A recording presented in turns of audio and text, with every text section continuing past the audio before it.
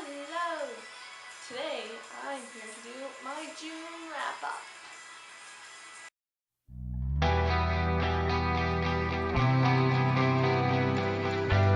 This month was a pretty good reading month for me. I read 8.5-ish books this month. First book I read was The Unbecoming of Mara Dyer. I did a full review of this that you can check out here if you want to see it. I gave this book 5 stars on Goodreads, technically 4.5, but I rounded it up. It's about a girl who gets into an accident with her friends and then starts to go crazy, and you're trying to figure out what's real and what isn't, and she doesn't even know. She's an unreliable narrator, which makes it quite interesting, though. I did it as an audiobook, but I plan to marathon the trilogy when the third book comes out this November. The next book I read was The Hitchhiker's Guide to the Galaxy. This was a book that was on my TBR for a very long time. I remember when the movie came out in 2005 and my dad read it. So I've been really wanting to read it. Another very interesting read. It is about a guy named Arthur Dent who, right before the Earth explodes, gets saved by hitchhiking off the planet. It's crazy adventures. It is full of very British humor, so I think it came across much better in film when I saw the movie versus the book. So I did prefer the movie better. If you would like to see a full comparison of book to movie, leave comments down below and that you would like to see that, and I'll do that. The next book I read was a reread for me. It's The Great Gatsby. When I read it in high school, I did never read the end, so I wanted to give it another shot since the Leonardo DiCaprio version came out last year. I still haven't seen that, but I plan on doing a book to film comparison on that as well, so stay tuned and I will be doing that. For those who don't know, The Great Gatsby is set in the 1920s during Prohibition. It is narrated by the character Nick Carraway, who is the cousin of Daisy Buchanan, who's married to Tom Buchanan. Daisy Buchanan and Jay Gatsby used to have a romance way back in the day, and now Jay Gatsby is a billionaire, millionaire. He's super rich again when he wasn't as a young man. And it's kind of their story, and it has a frustrating end for me because it doesn't answer all the questions that I had. The last book that I don't physically have, because it, again, library book, was Rebel Belle by Rachel Hawkins. I gave this book 3.5 stars on Goodreads. I liked it. I was far from in love with it. It is about a girl named Harper Price, who is a classic Southern Belle type. She's a major overachiever, and I felt it was very hard to relate to her. And she gets the powers of a paladin, and she has to figure out what that means and why she has these powers and what she's supposed to do with them. All her plans that she had, she just kind of has to put to the side while she does this whole paladin thing, which will climax at Cotillion, which is at the end of the book. I was surprised with this one because people were raving about it and they said that there was a twist at the end. I didn't see one.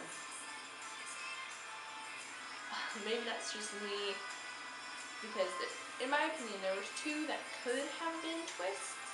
One, I had guessed that would happen previously. I'm not sure if that's what the twist they were talking about. Or the second twist that could have been a twist. And this twist, I feel, is just cruel irony to the characters from the author, not really a twist. Well, maybe in the next book it will be more a twist. I did like this book, and I am excited to see what happens to the characters. But it isn't one of my most anticipated. Next, we are going into the manga that I read this month. This is Sailor Moon Supers by Naoka Takeuchi. I probably totally butchered that. I'm sorry. This is the first one in the series, and it just brought back all the nostalgia of Sailor Moon, and it is just a really good start to the series. I've had this one for a really long time. I probably have read it, I just didn't remember if I'd read it. I gave this 4 stars on Goodreads because it is just really cute and the new villains are really, really interesting. It also gives a little spotlight to the other sailors. Mercury and Mars each have their own chapter, and Chibi Moon also has a lot of her own story going on, which is really, really interesting. This is also one of the only manga I've ever read that does go left to right, which was in fact a little confusing. So it's very Americanized, I think. These are always really quick reads, and they're just a lot of fun. Next, I read Wedding Peach Volume 1 and Wedding Peach Volume 2. There are 6 total, so I only read the first 2 so far. So I'm excited to see where this story goes. It is a very Sailor Moon-esque story, which is really cute, and it's just really cheesy. And the kind of love interest that's starting between Wedding Peach and Yasuki, I think that's how you pronounce his name. But I'm really excited to see how the rest of the story pans out in the next 4 volumes. I gave the first one 3.5 stars, and I gave the second one 4 stars. Because I think that the second one had a little bit more good story to it. This is just the opener, so it had its points, but the second one I think was better. And next I read We Were Liars by E. Lockhart. I read this book in one sitting in a few hours because it is not very long and it is just wonderful. It's definitely got a very creepy feel that you're trying to figure out what exactly is going on. And the writing is just beautiful and poetic. This book, I went in knowing absolutely nothing other than it was really good and the ending made people cry. The ending did make me cry. And I think that's all I'll tell you. I post my full review of this, which I'm planning. I will post it here, and if you've read the book, you can click here when that's up.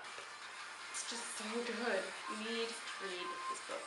I gave it 5 stars on Goodreads, and there was no hesitation in that rating. And finally, we have Storm of Swords, the 3rd book in the Song of Ice and Fire series. I am not finished with it yet, but I thought I've read enough of it that it would count. I'm on page 637, and it's so good, but it's so long.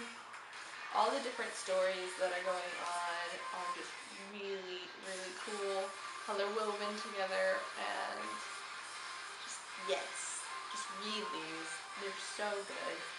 Just the world is amazing, and the characters are all pretty developed considering how many of them there are. So, I've not finished it yet. I don't think I'll finish it by the end of June, because there's only a few days left, but I will finish it in July. Thank you so much for watching. I will have my TBR for July up very soon. Like it if you liked it, and subscribe for more if you're interested. And I will see you soon.